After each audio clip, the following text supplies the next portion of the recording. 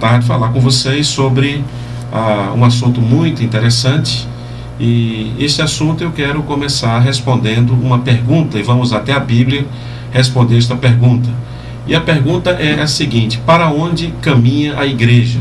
Eu quero dizer para vocês que, conforme a Bíblia, a igreja tem caminhado para a morte. Eu quero explicar a respeito do que é e como é este caminho para a morte. Antes disso, eu quero ler um texto da Palavra de Deus que se encontra em Romanos 12, capítulo 12, do verso 1 ao verso 3. E a Palavra de Deus diz assim: rogo-vos, pois, irmãos, pela compaixão de Deus, que apresenteis os vossos corpos em sacrifício vivo, santo e agradável a Deus, que é o vosso culto racional. E não sede conformados com este mundo, mas sede transformados pela renovação do vosso entendimento, para que experimenteis qual seja a boa, agradável e perfeita vontade de Deus. Porque pela graça que me é dada, digo a cada um dentre vós, que não pense de si mesmo além do que convém, antes pense com moderação, conforme a medida da fé que Deus repartiu a cada um. Então, querido ouvinte da Rádio Piroá, queridos irmãos em Cristo, eu quero com muito temor e tremor compartilhar com vocês sobre para onde caminha a igreja. Eu quero mostrar, conforme a Bíblia, que a igreja ela caminha para a morte.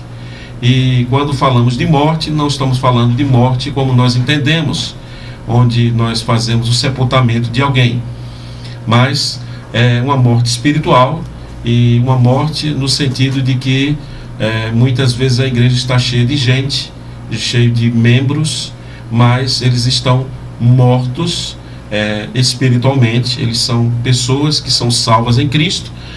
No entanto, a vida que eles vivem, a vida cristã, indica que eles não estão vivos ao ponto de produzirem para o Evangelho e terem uma vida conforme o Evangelho. Então, pensando nesta verdade, a morte de uma igreja ela acontece quando ela não associa doutrina com a vida. Eu quero explicar para você primeiro o que é doutrina. Doutrina é um conjunto de ensinos baseados 100% na Bíblia e não em nenhuma outra ideia de homens ou de ideias de denominação e etc. Mas doutrina é algo que está firmado nas páginas da Palavra de Deus. Então a Bíblia de Gênesis capítulo 1 até Apocalipse capítulo 22 é 100% ensino. Ensino quer dizer doutrina. Agora, a morte da igreja acontece quando ela não associa doutrina com a vida. E associar é unir, é juntar, unir as duas coisas, estabelecer uma correspondência entre o ensino e que é a doutrina e a vida do crente, ou seja, o crente vivendo o que a Palavra de Deus nos ensina. Então, do capítulo 1 ao capítulo 2 do livro de Romanos, Paulo ele aborda o sacrifício de Cristo lá na cruz do Calvário, como prova da misericórdia de Deus por nós.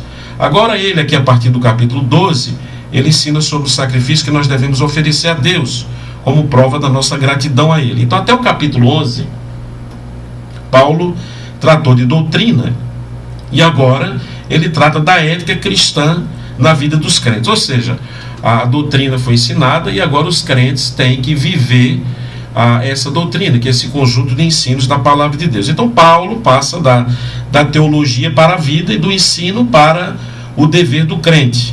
Um grande escritor chamado F.F. Bruce afirma que a Bíblia nunca ensina doutrina para torná-la simplesmente conhecida, mas sim para o crente viver e praticar essa doutrina. Então ele ensina para que seja transferida para a vida prática do crente.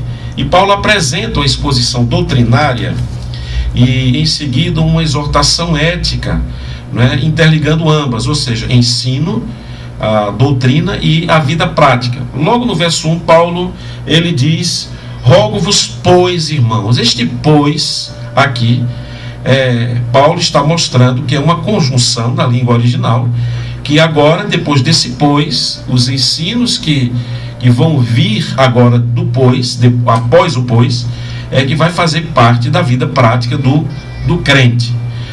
Ou seja, ele vai associar a doutrina com a sua própria vida. Então Paulo ele ressalta que o caráter é determinado pelo credo, por aquilo que ele crê, por aquilo que ele foi ensinado. Então, no capítulo 12, Paulo foca seu ensino nos relacionamentos com Deus, com nós mesmos, com o próximo e com os inimigos. Então, agora à tarde, por falta de tempo, né? Quem sabe um outro programa eu vou estar aqui com o missionário e pastor Robson. Eu quero compartilhar com vocês sobre o nosso relacionamento com Deus. E a morte de uma igreja acontece devido a 4 doutrinas que você e eu precisamos associar à vida para que essa igreja não morra, ou para que a igreja não seja morta. Nós precisamos associar a essas doutrinas, que justamente que é o nosso relacionamento com Deus, primeira, segunda, com nós mesmos, com o próximo e com os inimigos. Paulo trata tudo isso no capítulo 12. Então eu quero só tratar uma delas hoje, que é o nosso relacionamento com Deus. Agora, deixe-me explicar para você, meu querido ouvinte, que uma igreja morta não é uma igreja que não tem mais ninguém, que fechou as portas. Muitas vezes uma igreja morta é uma igreja que tem muita gente em seus bancos, é uma igreja que tem um pregador eloquente, porém não é um pregador que é fiel à pregação da palavra de Deus. Ele prega para agradar e não para exortar. Não é uma igreja que faz parte de uma denominação ou de uma missão muito forte. E uma igreja morta é uma igreja que não associa a doutrina com a vida do crente. Ou seja, uma pessoa é ensinada a palavra de Deus e ela não pratica o que a palavra de Deus diz. E não quer dizer que uma igreja que tem muita gente, um pastor eloquente e que tem às vezes muito dinheiro, quer dizer que é uma igreja viva. E eu quero apresentar para vocês aqui, dentro destes 2 ou 3 primeiros versículos, Paulo mostrando as doutrinas que nós devemos viver e praticar para que a igreja não morra. E a primeira delas, e a única que eu quero compartilhar nesta tarde, é o relacionamento com Deus. A Bíblia nos ensina a nos relacionar muito bem com Deus. E Paulo mostra que Cristo ele entregou o seu corpo na cruz como sacrifício por nós pecadores. E nós devemos entregar os nossos corpos em sacrifício vivo, como nosso culto racional. Paulo também ele faz um apelo, né? Ele diz: rogo-vos, pois, irmãos, pela misericórdia de Deus. Ou seja, com base no que Deus fez por nós, Paulo faz esse apelo para que a igreja não morra. E meu irmão, a igreja não é um prédio, a igreja não é a denominação, a igreja sou eu, é você, somos nós. Talvez, Deus sabe, talvez você seja um crente morto. Não estou falando de morte física, mas estou falando de um crente que conhece a Bíblia, mas não vive o que a Bíblia diz em sua palavra, ou em suas linhas, desculpem. E aí você também vai fazer parte de uma igreja morta. Às vezes a igreja tem muita gente, que o povo dança, que o povo tem uma música, não é, boa, dançante, alegre, mas isso não quer dizer que a igreja tem vida.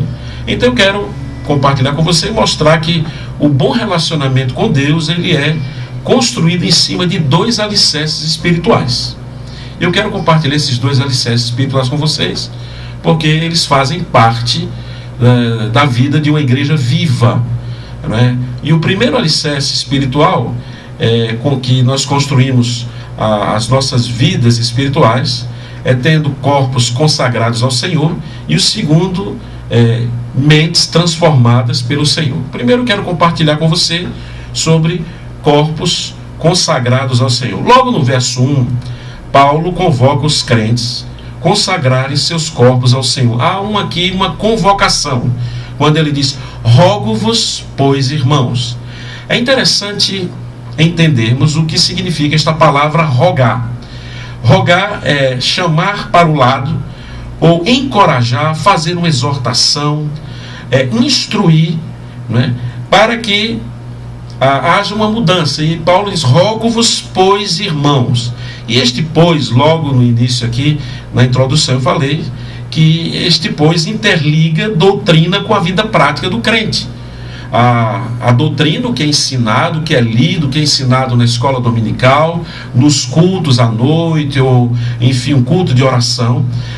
Isso é ensino, doutrina, e o crente começa a aplicar em sua vida. E por isso que Paulo diz: rogo-vos, pois, irmãos, eu chamo vocês para o meu lado, para exortar, para animar, encorajar, que vocês apliquem o que vocês aprenderam na vida de vocês. E ele diz irmãos, aqui é algo para a igreja, e somente a igreja pode fazer isso. Então, meus irmãos, Paulo, ele ensina neste rogo e neste pedido a Deus, chamando os crentes para o lado, dizendo que a misericórdia de Deus é o fator que deve motivar os crentes a sacrificarem os seus corpos ao Senhor. Quando ele diz: rogo-vos, pois, irmãos, pela compaixão ou pela misericórdia de Deus. É bom entender que misericórdia aqui é piedade, é a misericórdia de Deus, ou são as entranhas, o interior, que foi movido por compaixão, né, ou manifestações piedosas. E Paulo diz: olha, irmãos, pela compaixão, pela misericórdia de Deus. Então, quando Paulo diz pela misericórdia de Deus, denota aqui o canal de onde um ato parte. E Paulo está dizendo: olha, a vida de vocês pode ter uma mudança e ser uma vida viva quando vocês entendem que a compaixão de Deus é o fator motivador para ter uma vida conforme os ensinos, e assim ser uma igreja viva, os ensinos da palavra. Agora, a razão pela qual Paulo roga aos crentes, na época os judeus e os gentios, aqueles que não eram judeus, com esse tom de autoridade, é porque Deus lhe havia demonstrado misericórdia, e é através da misericórdia de Deus tem mandado seu Filho Jesus morrer na cruz do Calvário para pagar o preço do nosso pecado. E Paulo apela para esta misericórdia, dizendo: irmãos, é a misericórdia de Deus que deve motivar os seus corações a viver uma vida conforme o que vocês aprenderam na palavra, para que vocês não sejam uma igreja morta. Irmãos, nós precisamos viver conforme o Evangelho e não sermos uma igreja morta. Agora, eu quero apresentar para vocês os passos que o crente deve dar para apresentar o seu corpo em sacrifício vivo, já que Paulo falou dizendo: olha, um bom relacionamento com Deus é constituído sobre dois alicerces: corpos consagrados ao Senhor, e outras mentes transformadas pelo Senhor, e daqui a pouco eu quero compartilhar com você. Agora, entendendo o que é um corpo consagrado ao Senhor, um corpo levado em sacrifício, então o seu corpo e o meu corpo deve ser apresentado diante de Deus. Olha o verso 1, se você está com a sua Bíblia aberta, ótimo. Se você não está com a sua Bíblia aberta, meu querido ouvinte, irmão ou amigo, abra a sua Bíblia em Romanos capítulo 1, quando Paulo diz, né, que apresenteis o vosso corpo em sacrifício vivo. Apresentar é colocar para que uma pessoa possa vê-lo, possa questionar. Aqui, esse apresentar, conforme foi escrito na língua original do Novo Testamento, é trazer para o próprio círculo de amizade ou intimidade. Essa definição me traz muita alegria, e até muito temor, quando ele diz apresentar, é trazer para o círculo de amizade ou intimidade. Círculo de amizade com quem? Eu sei que você tem amigos ou amigas, mas aqui quando Paulo diz para apresentar, ele diz: olha, você apresente o seu corpo para uma intimidade íntima com quem? Aqui é com o Senhor. Um crente que se apresenta dia a dia numa vida de oração, num tempo de leitura da Bíblia, dizendo: Senhor, eu me apresento diante de Ti, não só a minha alma, o meu espírito, mas o meu corpo e toda a minha vida para ter intimidade contigo. Eu estou aqui, Senhor, me apresentando diante do Senhor. É quando você chega no seu trabalho e se apresenta para o seu chefe. É quando você chega em algum lugar, num médico, você se apresenta no consultório médico para ter uma consulta. Aqui é muito mais profundo. O termo apresentar neste versículo significa apresentar de uma vez por todas. Ou seja, você está se apresentando de uma vez por todas, dizendo: Senhor, eu quero ter uma boa amizade contigo, e isso vai refletir no seu corpo. E o seu corpo é isso que você está pensando mesmo: é seu braço, a sua cabeça, enfim, seu coração, sua alma. E ele diz em sacrifício, né, em sacrifício vivo. Agora, o que é isso, sacrifício vivo? Deixe-me explicar rapidamente.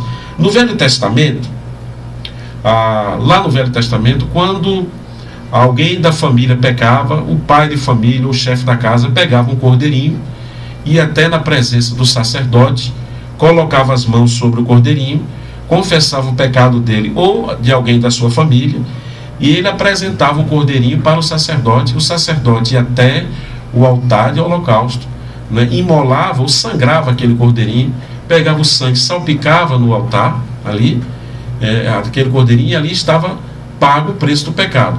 É bem claro que aquilo que era feito no Velho Testamento foi o que Jesus Cristo fez por nós na cruz. E hoje nós não precisamos mais sacrificar cordeiro, não precisamos mais fazer nada disso, porque o Cordeiro de Deus, que tira o pecado do mundo, Jesus Cristo, já se sacrificou em nosso lugar. E agora Paulo está dizendo: olha, vocês devem apresentar o seu corpo em sacrifício vivo. Qual a diferença? No Velho Testamento, o sacrifício era apresentado vivo, e depois era morto, e aí o sacrifício não tinha, o cordeirinho não tinha nenhuma, ele não tinha nenhuma maneira, ele tinha assim, uma maneira de poder se livrar daquilo. Ele já estava ali, era morto, era apresentado. Agora Paulo está dizendo que nós devemos apresentar o nosso corpo em sacrifício vivo. Sabe qual a diferença? Que aquilo que está vivo, ele pode tomar a decisão de não se apresentar diante de Deus vivo. E é o que muitos crentes fazem hoje. Eles não se apresentam diante de Deus em sacrifício vivo. Como assim? Não é nada de pagar penitência, não é nada disso. Deixa eu trocar isso em miúdos, para que de cometer algum pecado você possa entender melhor. Decide. Então, esse sacrifício vivo é mais ou menos assim: Senhor, não vou mentir. Naquele momento que você está em tentação, passando por algum tempo, você diz: eu não vou trair a minha esposa, eu não vou trair o meu marido, eu não vou, porque eu quero apresentar o meu corpo em sacrifício vivo. E aí o crente decide racionalmente. Já eu quero falar sobre culto racional, o mesmo texto fala, e ele decide de uma maneira racional, sem nenhum tipo de emoção, mas pela razão, pelo que ele conhece da palavra, ou seja, da doutrina que ele aprendeu. E ele diz não aos impulsos carnais, não àquele pecado que cerca o seu coração, não, não e não. Eu quero servir a Deus, eu quero obedecer a Deus. O sacrifício vivo não é você sentindo vontade de obedecer a Deus, mas decidindo ter vontade de obedecer a Deus. E muitas vezes, quando nós estamos, meus irmãos e amigos, tomados pelo o desejo de pecar, nós deixamos isso de lado. E Paulo faz uma nova abordagem, dizendo: irmãos, apresentem o seu corpo em sacrifício vivo, as suas decisões. Você olha para a doutrina, para o ensino da palavra de Deus, naquilo que você aprendeu na escola da Bíblia, que é a sua igreja, naquilo que você aprendeu em casa, lendo a sua Bíblia, e você diz para você mesmo, num tom enfático: não, não, eu vou obedecer o Senhor. Isso é sacrifício vivo. Isso é sacrifício vivo. Então, agora, um contraste com os sacrifícios antigos, cuja vida era tirada antes de ser apresentada sobre o altar, aqui é apresentado. Agora você e eu apresentamos o corpo em sacrifício vivo. Agora, Paulo também mostra uma outra verdade, um ensino maravilhoso para nós. O sacrifício do corpo tem que ser vivo, mas o seu corpo deve ser apresentado diante de Deus santo. O verso 1 ainda diz, olhem lá: rogo-vos, pois, irmãos, ele faz aquele pedido, aquele pedido, um rogo a Deus pela misericórdia de Deus, que apresenta o corpo em sacrifício vivo. Depois ele diz santo. Você sabe o que quer dizer santo? Santo quer dizer consagrado, separado, reservado para o serviço de Deus. É uma outra decisão que você tem que tomar para não fazer parte e não ser uma igreja morta. Lembre-se que igreja é você, sou eu, somos nós. Não é uma parede, não são paredes, templos e etc, nenhuma denominação. E se consagrar é um desejo uma decisão no coração e dizer: Deus, eu quero ter uma vida santa. Agora, quero dizer para você que ter uma vida santa não quer dizer que você não vai pecar alguma vez, mas o santo age como? Diante do pecado, o que é que ele faz? Quando ele peca, o pecado lhe incomoda e ele usa o remédio de Deus que está em 1 João 1,9. Se confessarmos os nossos pecados, Ele é fiel e justo para nos perdoar os pecados e nos purificar de toda injustiça. Quem é Ele aqui que João fala? Se confessarmos os nossos pecados, né? Ele é fiel, é Jesus Cristo. Ele é fiel para nos perdoar os pecados e nos purificar de toda injustiça. Agora, meu amigo, meu irmão, tem uma condicional aqui nesse versículo de 1 João 9. Se confessarmos nossos pecados, sim. E esse se é uma condição. Confessar, o que é confessar? Confessar é dizer para Deus: Senhor, eu fiz esse pecado. Quem quer andar em santidade faz isso. Eu cometi esse pecado, e consagrar-se a Deus, ser santo, além de confessar, é abandonar o pecado, e é um arrependimento. Arrependimento dentro da condição de arrependimento, conforme a doutrina bíblica, é uma mudança de pensamento, é uma mudança de atitude. Então o santo é aquele que, na hora que ele peca, ele não deixa o pecado crescer, e ele apresenta a Deus o seu pecado e volta a ter uma vida de santidade com Deus. Pois bem, agora, no mesmo versículo, Paulo, ele diz que além de apresentar um corpo em sacrifício vivo, depois ele diz santo. Tem uma outra verdade que eu quero lhes explicar nesta tarde. O seu corpo deve ser apresentado agradável à pessoa de Deus. Olha o versículo 1 ainda, ele diz: sacrifício vivo, santo e agradável diante de Deus. Agora, você precisa entender o que significa agradável. É importantíssimo. É muito bom ser agradado, não é verdade? E Deus, ele é Deus, mas ele tem um desejo muito grande de ser agradado. E quando ele diz agradável, o sacrifício agradável é aquilo que é aceitável, ou é como aquilo que vai subir ou acender a presença de Deus, como uma oferta aromática. O que é oferta aromática? Ainda no Velho Testamento, era quando se queimava incenso no altar aromático, aquela fumaça representava a oração do santo que chegava a Deus. Do santo do crente, que chegava à pessoa de Deus. E Paulo diz: olha, meu irmão, você deve ter uma vida agradável, que Deus sinta o aroma agradável. Eu lembro que Paulo também comenta em 2 Coríntios, que nós, como crentes em Jesus Cristo, nós somos como o bom perfume de Cristo. Meus irmãos, eu quero lhes dizer que tem muitos de nós, da Igreja de Deus, por entrar num estado de morte, que alguns não cheiram mais o bom perfume de Cristo. Não cheiram mais. Eles têm um aroma desagradável por causa do seu mau testemunho, por causa de uma vida que não é em conformidade à doutrina da palavra de Deus, e eles estão fazendo parte de uma igreja morta. Agora, quando a Bíblia fala de apresentar o corpo agradável, é bem claro, irmão, que a sociedade contemporânea idolatra o corpo. As academias de ginástica estão lotadas. E não quero dizer que é pecado, né? Estou aqui satanizando fazer exercício físico. Não é nada disso. As academias de ginástica estão lotadas e muitas igrejas estão vazias. Existem corpos sarados, mas mentes e almas que estão totalmente desgastadas, longe de Deus. E eu falo assim até da vida dos próprios crentes de Jesus Cristo. E nós estamos vivendo um tempo que se gasta muito mais com cosméticos, com a cultura da beleza. E a palavra de Deus nos ensina que nós não devemos cultuar o corpo, mas cultuar a Deus por intermédio do corpo. É importante que você tenha um corpo são, mas muito mais importante é cultuar a Deus através do seu corpo. Paulo disse para Timóteo: exercita-te. Deixa eu voltar um pouquinho.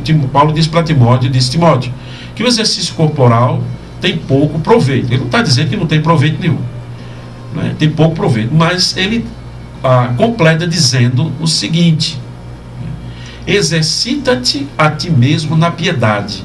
O que é exercitar-se na piedade?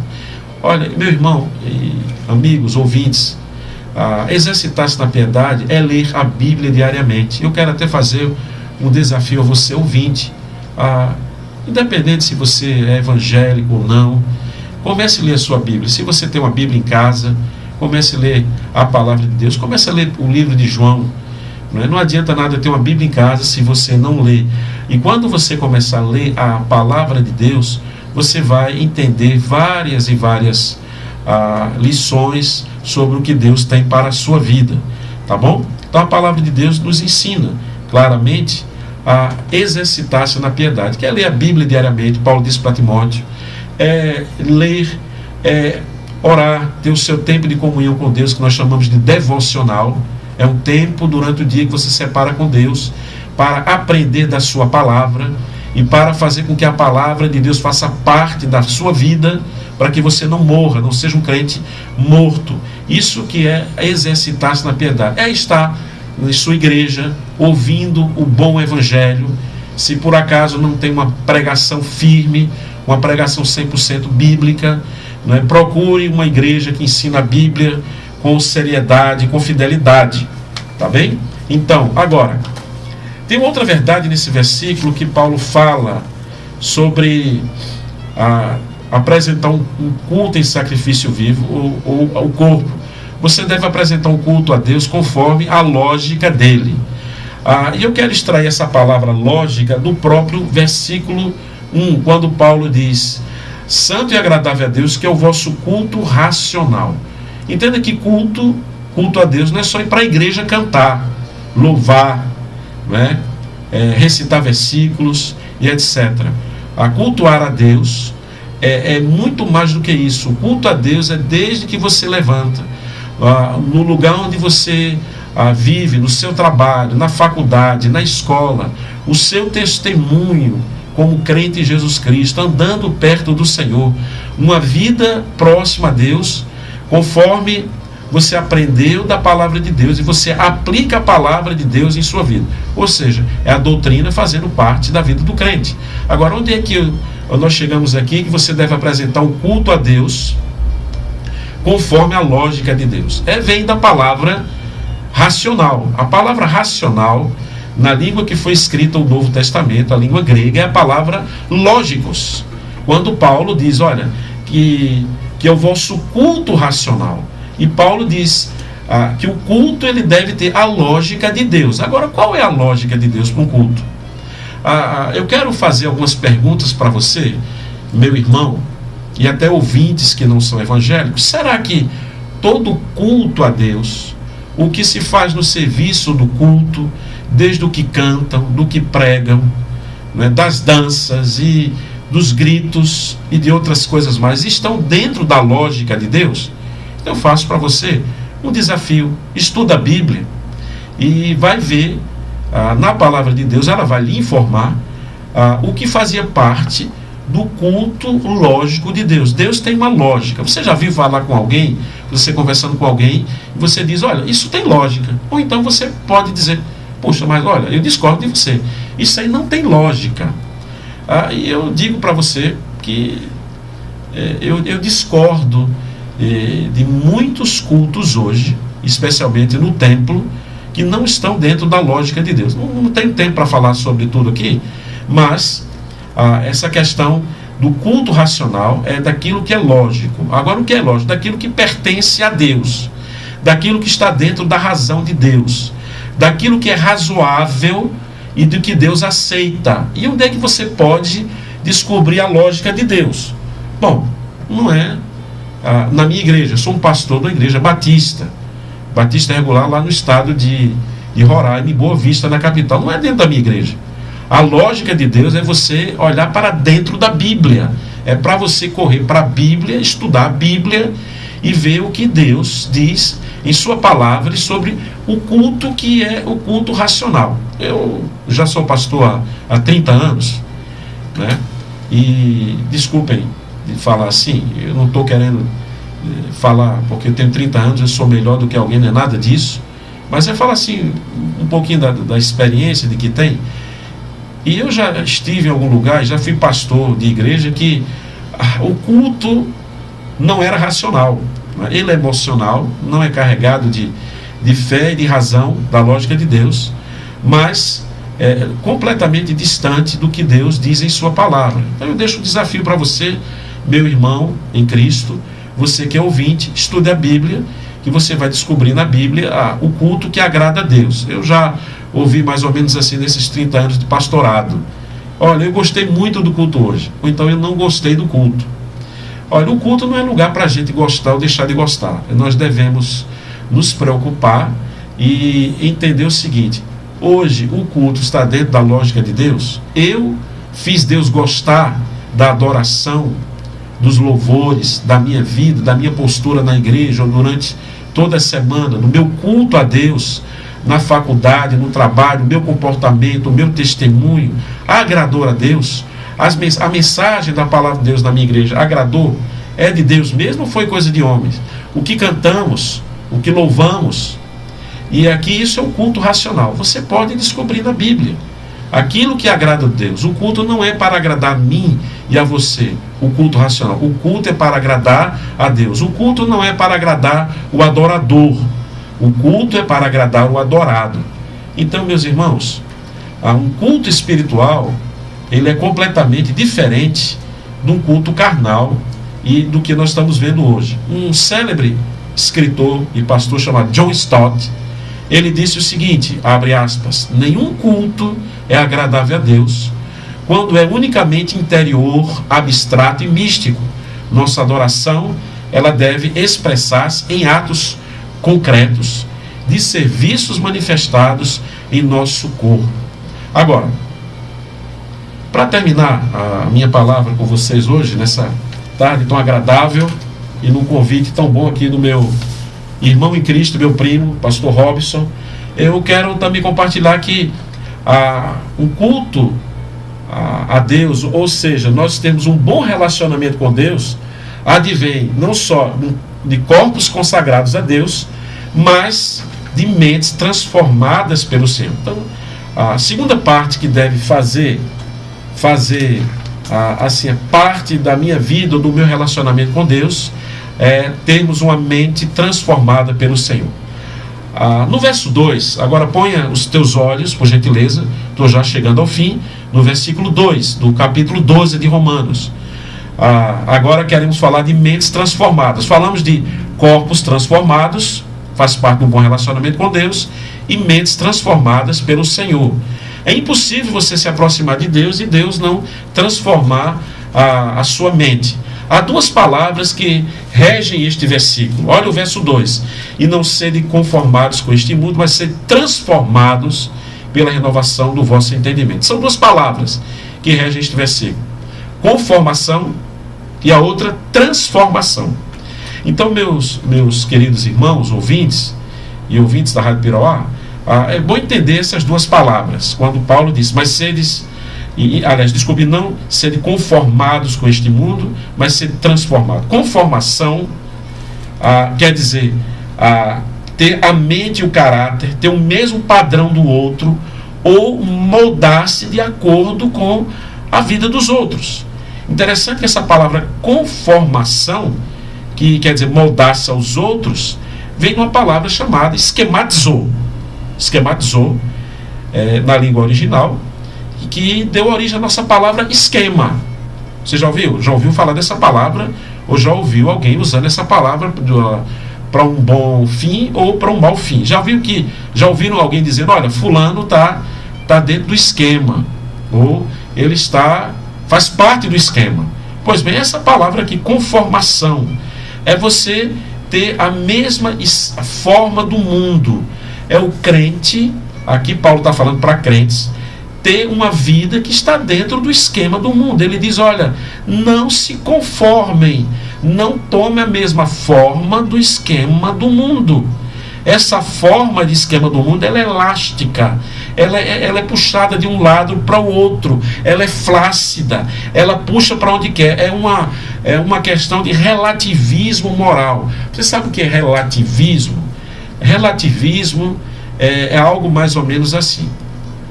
Por exemplo, você diz, olha, um exemplo, ó, fumar, vou dar um exemplo assim, bem prático de ali. Fumar, para mim, não tem nada a ver. Fumar não tem nada a ver, tudo bem. Aí o outro diz, não, para você, fumar não tem nada a ver, mas para mim tem. Eu acho que não devo fumar.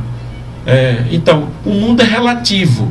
Agora, o que é correto, o que é certo, o que é preciso, é quando você escuta ou procura princípio da palavra de Deus, que fala sobre o fumo ou qualquer outro padrão qualquer. Você e eu, Paulo, ele faz isso. Não seja conformado com o mundo, não entre no esquema do mundo. O crente, ele deve ser alguém que não deve pôr os pés nesta forma, né, de moldar-se aquilo que a palavra de Deus não aprova. Você deve pegar a sua vida e se moldar o que a palavra de Deus aprova, ou que a palavra de Deus ensina. E aí você vai fazer parte de um esquema, de uma igreja que não é morta. Lembram que falei de uma igreja morta? Nós estamos vivendo hoje em dias de que muitas igrejas evangélicas estão vivendo numa morte e numa letargia espiritual. Então o crente, ele não se amolda ao esquema do mundo. Agora vamos para a segunda palavra. A segunda palavra é transformação. É outra palavra que você conhece muito bem. A palavra transformação, você e eu, nós já ouvimos quando estudávamos aí no segundo ano primário, né? Quem sabe no grupo Professor Cardoso, ou na escola Monsenhor José Borges, aí, escola estadual. A palavra transformação vem da palavra metamorfose. Lembra aquela história da borboletinha, que ela vem num casulozinho, depois ela sai dali e começa a vir uma lagartazinha e depois bate as asas? Isso é o processo de metamorfose. Então Paulo diz o seguinte, olha, vocês tenham mentes que não sejam dentro do esquema do mundo, mas que sejam uma mente que anda em transformação, que é numa metamorfose. E quem faz a metamorfose da mente da gente é a palavra de Deus. Quando você lê a Bíblia, ou quando você está numa igreja, é membro de uma igreja que ensina a Bíblia com fidelidade, e vai acontecer um processo de metamorfose na sua mente, uma mudança de mente conforme a palavra de Deus. Então, em vez de você entrar nessa forma para sermos conformados, né, com o mundo, nós devemos ser transformados de dentro para fora pela renovação da nossa mente, através do uso da palavra e do ensino da mesma na igreja. Um grande pregador chamado William Barclay disse: não devemos ser como camaleão, que assume as cores daquilo que o cerca. Um crente não deve ser crente camaleão. Ele chega na faculdade e ele tem um tipo de postura. Ele chega na escola, tem um tipo de postura. Lá no trabalho, ele é uma outra pessoa. Um crente, ele deve ter uma mesma forma, a forma de Cristo, e você não deve abrir mão daquilo que você foi ensinado, das suas convicções, do que a palavra de Deus foi ensinada, e você vive isso. Não seja um crente camaleão. Um crente camaleão muda de cor, de acordo com o ambiente que ele está. Então Paulo usa palavras para forma, né? Ele usa duas palavras: esquema, né, de esquematizar, e morfê, de metamorfose. Esquema está em relação à forma que muda todo dia. O mundo muda todo dia, e as pessoas que não conhecem a Bíblia mudam todo dia, e com isso pode acontecer uma morte. E a metamorfose, o morfê, em referência a uma forma imutável. O crente aprende a palavra de Deus, pratica a palavra de Deus e não muda a sua vida de forma alguma, porque a sua vida está dentro do esquema da palavra de Deus. A sua essência interior, a sua alma, o seu espírito estão sendo guiados pela palavra de Deus. Em vez dele adotar o padrão exterior, que é transitório, do mundo, que passa, que muda, que é elástico, que se transforma cada dia, ele tem uma natureza íntima que não muda. Então nós, como crentes, meus amados irmãos e amigos, devemos seguir um modelo absoluto e jamais fica obsoleto. Esse modelo está na palavra de Deus e é ensinada pelo seu Filho Jesus Cristo. Agora, para a gente chegar ao final aqui dessa parte, eu quero falar um pouco mais sobre conformação e transformação. Quando Paulo diz, não vos conformeis, né, com este mundo, nós vimos que a conformação e transformação, né, o esquema, ou a transformação, a metamorfose, acontece tudo em nossa mente. Olha o que o verso 2 diz, ele diz, não sede conformados com este mundo, mas ser transformados pela renovação da vossa mente. Renovação é uma restauração completa da mente de um crente para melhor. E essa restauração para melhor é quando o crente adapta-se com a palavra de Deus. E quando ele fala do vosso entendimento, a vossa mente, é da palavra nous, né? Nous, que é mente, não só a mente, mas incluindo igualmente a faculdade de receber, de pensar, de sentir, de julgar, né? A capacidade de ver as verdades espirituais conforme Deus ensina em sua palavra. E Paulo diz, olha, quando o crente não se conforma com o mundo, mas transforma a sua mente, ele tem uma renovação da sua vida, da sua mente, para que ele possa pensar, viver, agir conforme o nosso Senhor Jesus Cristo.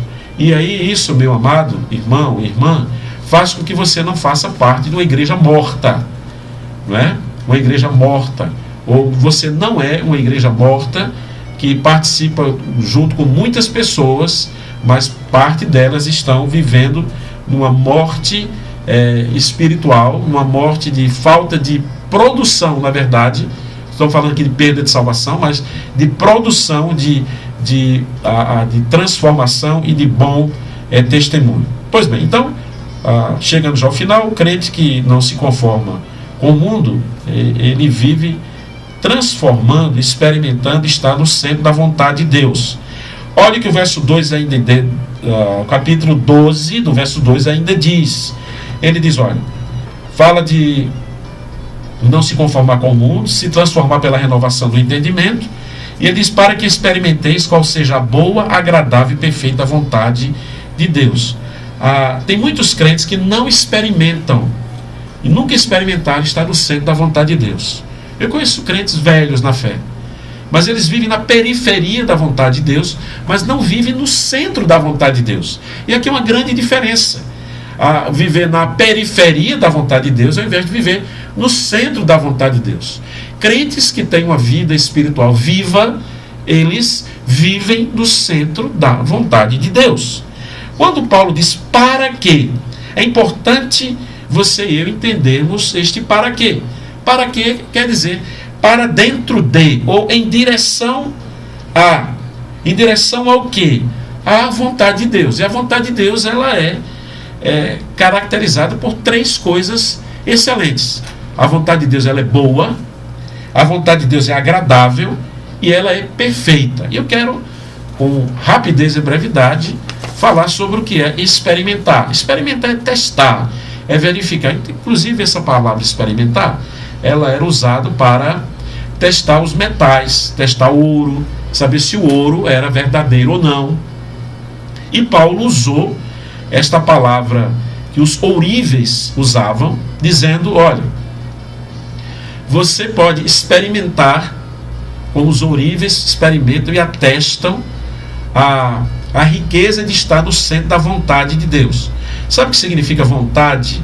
Vontade é o que Deus deseja que você faça, ou aquilo que Ele tem determinado, é o que Deus deseja que seja feito por nós, por você, meu irmão em Cristo. Isso é a vontade. Interessante a particularidade dessa vontade, é que é uma vontade que nunca passa. Deus sempre terá esta vontade. Já viu alguém dizendo, olha, vontade dá e passa? Só que essa palavra vontade aqui é uma vontade que Deus tem e que nunca mais vai deixar de ter. E a vontade de Deus é esta, tá bom? E o crente que não se conforma com o mundo, mas vive em transformação, ele goza, e é que eu concluo, da tríplice bênção da vontade de Deus em sua vida. Que tríplice bênção da vontade de Deus? A vontade de Deus tem três bênçãos maravilhosas. Você está no centro da vontade de Deus. Ela é boa, vou te explicar o que é. Agradável, já te explico. E perfeita. Pois bem, o que quer dizer que é boa? A vontade de Deus é boa, perfeita e agradável. Boa quer dizer de boa constituição. A boa quer dizer útil, saudável, amável, alegre, feliz. Então, boa, quando você está no centro da vontade de Deus, você é um crente que está andando em amabilidade, alegria e em felicidade. Quero dizer para você, meu, que felicidade e alegria não quer dizer que há ausência de lutas e tribulações. A vontade de Deus, ela é boa, perfeita e agradável, e você pode viver uma vida em alguma luta, mas está no centro da vontade de Deus. Agora, o que é agradável? Agradável quer dizer aceitável. Agradável quer dizer afortunado, que passa bem. Agradável é algo que Deus faz você viver bem, a despeito de como você está tendo a sua vida. Se você está doente, se você está atribulado, mas está no centro da vontade de Deus, é ter uma vida agradável. Chegando ao fim, perfeita. Perfeita. O que quer dizer perfeito? Perfeito quer dizer que é levado a seu fim, que não carece de nada que seja necessário para ser completado. Ser completado, né? Ser completa. Perfeita quer dizer madura, adulta, crescente. Então, meu amado irmão, eu quero concluir aqui e dizer para você que você e eu, nós podemos fazer parte de uma igreja, ou sermos, melhor dizendo, desculpem, corrigindo, sermos uma igreja viva, uma igreja viva se nós andarmos e vivermos nestes ensinos da palavra de Deus. A igreja viva é a igreja que aplica doutrina à vida. Uma igreja viva é que vive e anda conforme a palavra de Deus.